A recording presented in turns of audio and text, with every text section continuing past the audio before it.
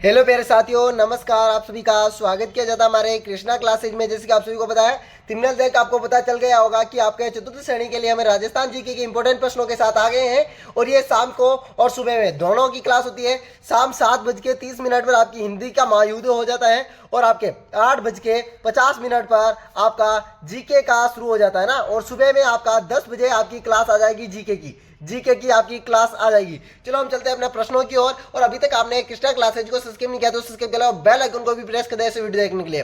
पहला प्रश्न आपसे क्या कह रहा है, राजस्थान जीके का इंपॉर्टेंट प्रश्न है जो संविधान से सभा जो इसे राजनीति से लिए गए हैं। पहला प्रश्न आपसे है, निम्न में से राज्यपाल की नियुक्ति कौन करता है?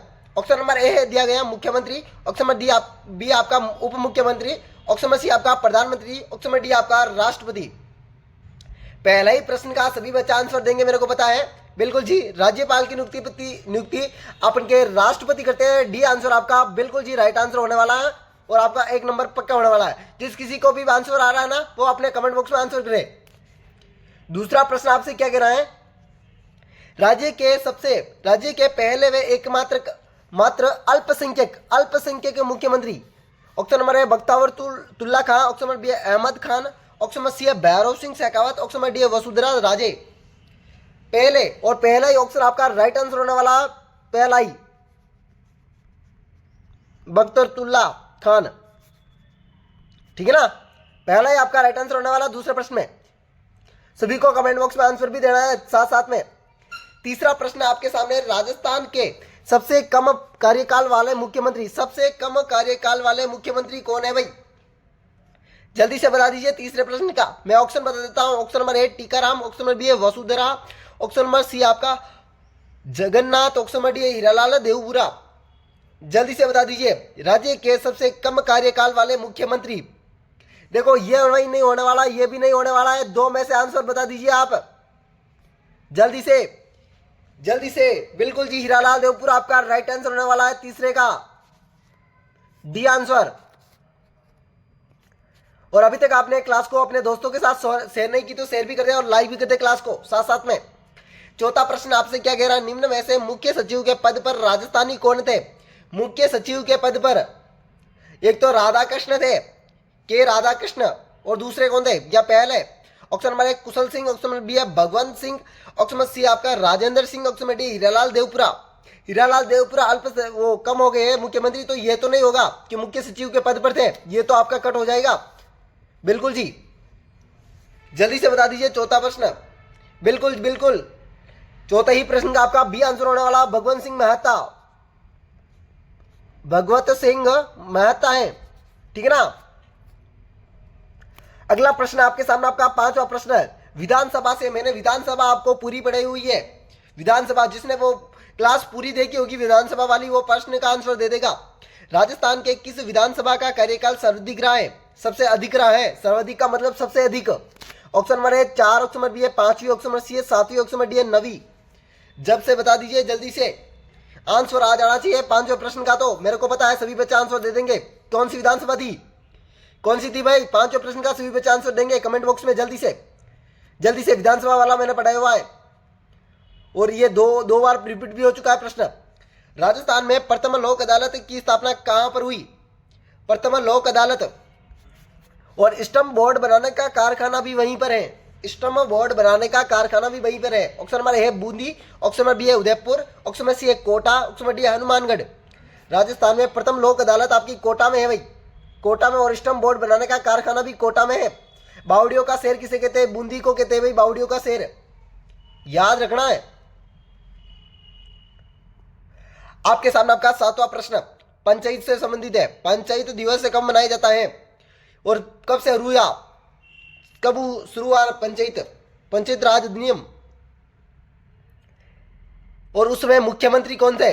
जवाहरलाल नेहरू मुख्यमंत्री थे। और पंचायत दिवस कब मनाया जाता है? ऑप्शन नंबर है 21 अप्रैल, ऑप्शन नंबर बी है 24 अप्रैल, ऑप्शन नंबर सी है 21 मार्च, ऑप्शन नंबर डी है 24 मार्च। जो भी बच्चे मैं कह रहा हूं कि जो ना पढ़े हैं और ऐसे ही फालतू कमेंट कर रहे हैं कि सर ए होगा बी होगा, उसमें पता चल जाएगा क्योंकि 21-24 इसी प्रकार से ऑप्शन दिए हुए हैं आपको। जिसने पढ़ा होगा वही आंसर दे पाएगा। बिल्कुल जी, बी आंसर होने वाला है 24 अप्रैल। नागौर के बगदरी गांव से जवाहरलाल नेहरू ने इस पंचायत राज अधिनियम को शुरू किया गया था। आपको याद रखना है नागौर के बगदरी गांव। 8वां प्रश्न आपके सामने, निम्न में से किस शहर में नगर निगम नहीं है? नगर निगम। ऑप्शन नंबर ए है जयपुर, ऑप्शन नंबर बी है अजमेर, ऑप्शन नंबर सी है भीलवाड़ा, ऑप्शन नंबर डी है जोधपुर। इस प्रश्न को देखते ही आंसर आ जाना चाहिए मेरे को सभी बच्चे का। बिल्कुल जी, चतुर्थ श्रेणी में 1000 पद आप और बढ़ा दिए गए हैं। और ये सोचिए 1000 पद हमारे लिए बढ़ाए गए हैं, इसलिए आपको तैयारी बड़े जोश के साथ करनी है। और आपका सी आंसर बिल्कुल जी राइट आने वाला भीलवाड़ा। भीलवाड़ा, कौन सा वाड़ा? भीलवाड़ा। भीलवाड़ा आपका राइट आंसर होने वाला है। नवा प्रश्न आपसे क्या कह रहा है? नवा प्रश्न आपसे कह रहा है खंड स्तर पर पंचायती राज के कर्मचारियों का नेतृत्व करता है। ऑप्शन नंबर ए प्रधान, ऑप्शन नंबर बी है उप प्रधान, ऑप्शन नंबर सी है खंड विकास अधिकारी, ऑप्शन नंबर डी है उपयुक्त तीनों। उपयुक्त तीनों को नहीं होंगे भाई, प्रधान, उप प्रधान और खंड विकास अधिकारी तीनों ही अलग अलग है, तो ये तो काट दीजिए। इनमें से आंसर बता दीजिए। अब खंड स्तर पर पंचायत राज के कर्मचारियों का नेतृत्व कौन करता है? प्रधान, उप प्रधान, खंड विकास अधिकारी। जल्दी से। और सरपंच बनने के लिए उम्मीदवारों को कितनी आयु होनी चाहिए? बिल्कुल जी 23 वर्ष होनी चाहिए सरपंच बनने के लिए। क्यों? आप पंचायत राज अधिनियम पढ़ रहे हो तो सरपंच का आपका आएगा कितने साल? 23 वर्ष। जल्दी से बता दीजिए। खंड विकास अधिकारी बिल्कुल जी आपका राइट आंसर हो जाएगा। और सबसे शक्तिशाली पदाधिकारी यही होता है खंड स्तर पर। अगला प्रश्न आपके सामने आपका 10वां प्रश्न है, राजस्व मंडल की स्थापना किस वर्ष की गई है?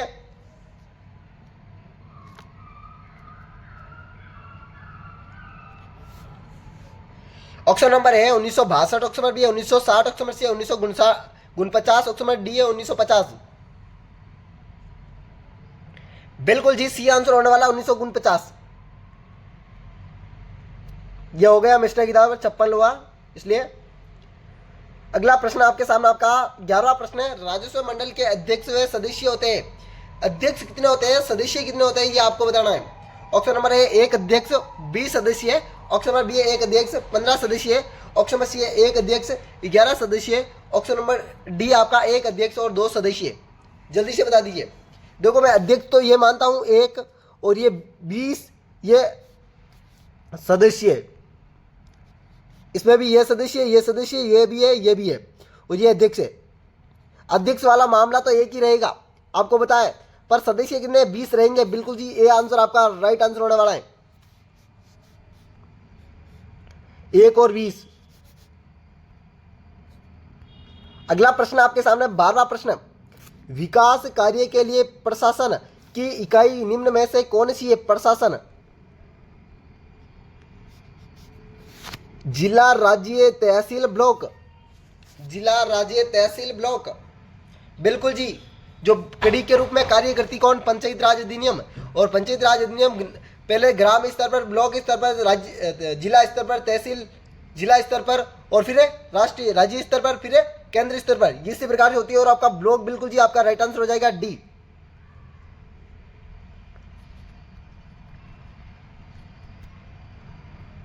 आपको साथ साथ में कमेंट में आंसर भी देना है भाई, जिससे आपको स्वयं मूल्यांकन हो जाए कि आपको कितने प्रश्न आ रहे थे।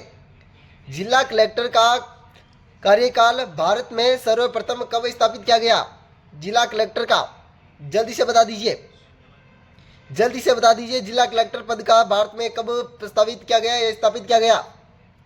आंसर आ जाना चाहिए इसका, जल्दी से बता दीजिए। ऑप्शन नंबर है 1755, ऑप्शन नंबर बी है 1759, ऑप्शन नंबर सी है 1770, ऑप्शन नंबर डी है 1772। बिल्कुल जी 13वें प्रश्न का राइट आंसर आपका ऑप्शन नंबर डी होने वाला है 1772। और यहां पर कौन था? पहला जिला कलेक्टर कौन था? जल्दी से बता दीजिए।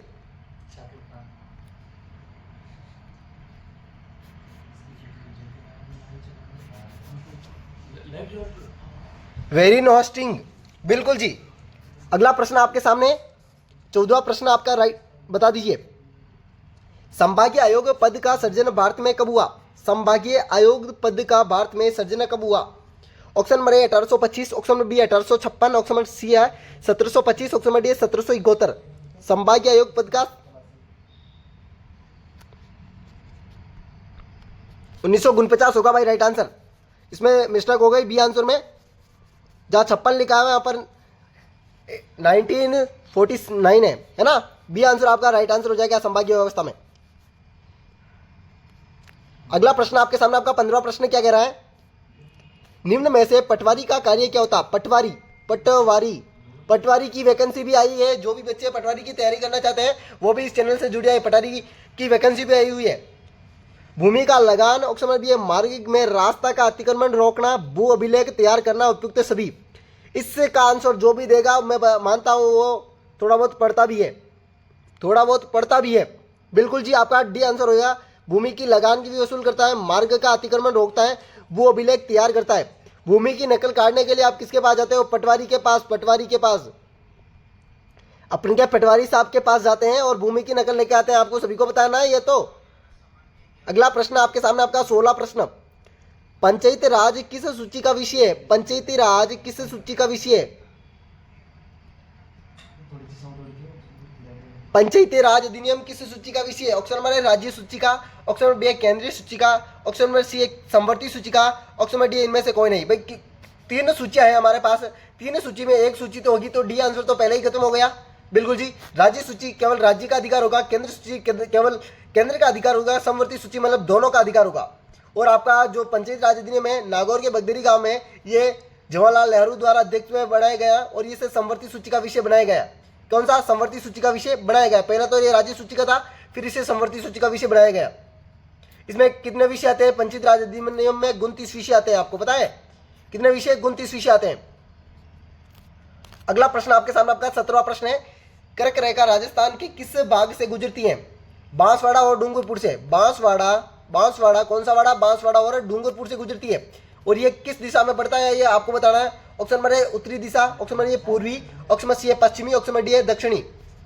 कर्क रेखा राजस्थान के किस भाग से गुजरती है। बांसवाड़ा और डूंगरपुर जिला मैंने बता दिया, अब आपको दिशा बतानी उत्तर दक्षिण पूर्व पश्चिम से। जल्दी से बता दीजिए, बांसवाड़ा और डूंगरपुर यहाँ है और आपका जल्दी से बता दीजिए। आपका दक्षिणी राइट आंसर हो जाएगा बिल्कुल, क्योंकि यहाँ पर देखो उत्तर दक्षिण पूर्व पश्चिम, बांसवाड़ा और डूंगरपुर इधर आ जाएंगे, ठीक है ना। और यहाँ पर कोई अन्य नहीं दिया हुआ, यहाँ पर आ जाएंगे आपके, और आपका राइट आंसर दक्षिणी हो जाएगा बिल्कुल जी। अगला प्रश्न आपके सामने है, 18वां प्रश्न है, राजस्थान में रेड क्लिप रेखा की लंबाई है। राजस्थान में रेड क्लिप रेखा की लंबाई है। Option number A 1070, option number B है 1072, option number C 1074, option number D 1078। जल्दी से बता दीजिए रेड क्लिप रेखा, इस प्रश्न को राइट आंसर बता दीजिए और 18वें प्रश्न का आप विजेता बन जाएंगे, क्योंकि 18वां प्रश्न आपके राजस्थान से बहुत घनिष्ठ से जुड़ा हुआ है, रेड क्लिप रेखा वाला। बिल्कुल जी, यह प्रश्न काफी बार बीएसटीसी में भी पूछा गया है। 2018 में भी आया हुआ प्रश्न है बीएसटीसी में, और यह बीएसटीसी में भी आने वाली संभावना और चतुर्थ श्रेणी के लिए तो इंपॉर्टेंट साबित होने वाला है। और जो भी मैंने पर्यावरण अध्ययन में जो रीट वालों को विद्यार्थी को बताया था इंपॉर्टेंट प्रश्न है, वही इंपॉर्टेंट प्रश्न आए थे, आप बता देता हूं मैं। बिल्कुल जी, 1070 किलोमीटर आपका राइट आंसर होने वाला है। ए वाला ऑप्शन आपका राइट वाला होने वाला है।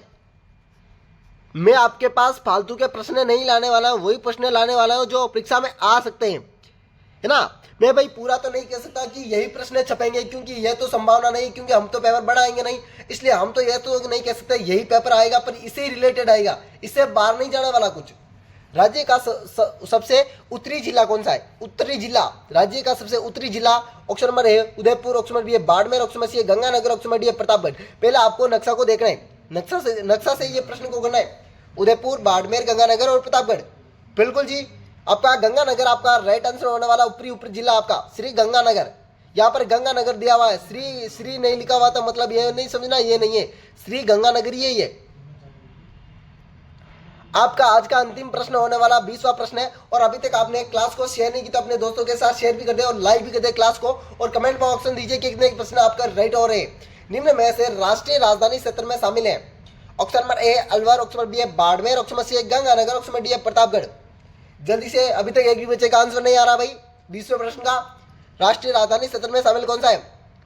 अलवर, बाड़मेर, गंगानगर, प्रतापगढ़। राष्ट्रीय राजधानी क्षेत्र में आपका अलवर क्षेत्र शामिल है। बिल्कुल जी, ए आंसर आपका राइट होने वाला है। इसी प्रकार का वीडियो देखने के लिए हमारे कृष्णा क्लासेज को सब्सक्राइब और बेल आइकन को प्रेस कर देना। और अभी तक आपने ग्रुप को ज्वाइन नहीं किया तो इस नंबर पर मैसेज कर देना, आपको ग्रुप में ज्वाइन भी कर दिया जाएगा 8290620289 पर। ठीक है ना। वेलकम साथियों, अगले वीडियो मिलते हैं इसी प्रकार की वीडियो के साथ। राधे राधे, अलविदा, जय श्री देव नारायण की सभी साथियों को।